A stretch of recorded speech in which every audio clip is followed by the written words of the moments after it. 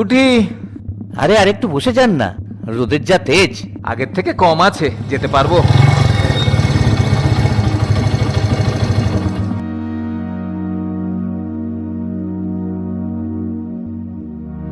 সব কুশল মঙ্গল?